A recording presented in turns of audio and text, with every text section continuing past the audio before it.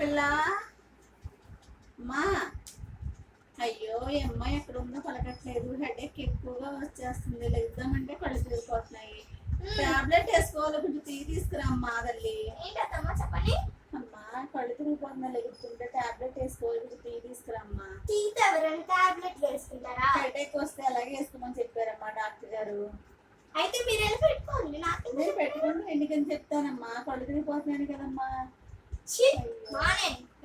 సరే అమ్మా, పెడితే పెట్టు, లేకపోతే లేదు. అమ్మ పడుకుంటాను టాబ్లెట్ వేసుకొని. ఈ అమ్మాయికి ఫోన్ చూద్దాం, రీల్స్ చేద్దాం, టీవీ చూద్దాం తప్పించి ఇంకే పని రావట్లేదు అమ్మ. ఇలా అయితే ఎలాగా?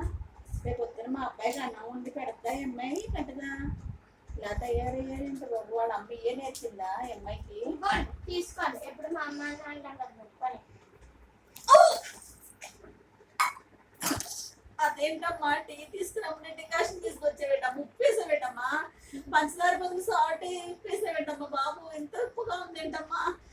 అమ్మా ఇంట్లో వాంతి ఎక్కువైపోతుంది, అమ్మాయి నన్ను చంపేసి ఇలా ఉంది. మీరు నేను పెట్టింది అందులో ఉప్పు సాల్ట్ మేము పెట్టిన పాలు మొదలు డికాషన్ పోసేవేటమ్మా, వాటర్ వేసావేంటి? తలనొప్పి తగ్గదంటే దానికి తగ్గలేదమ్మా. నేను అందంగా రీల్స్ చేసుకుంటే మధ్యలో నీకు రీల్స్ తప్పించి ఇంకే పని రాదమ్మా. రాదు. ఏంటమ్మా డికాషన్ టీ పొడిని సాల్ట్ వేసి ఇస్తావా హెడేక్ తగ్గాలంటే? పాలు వేసి టీ పొడి వేసి పచ్చారమ్మా. అయ్యో ఈ అమ్మాయి ఇదేం పనులు.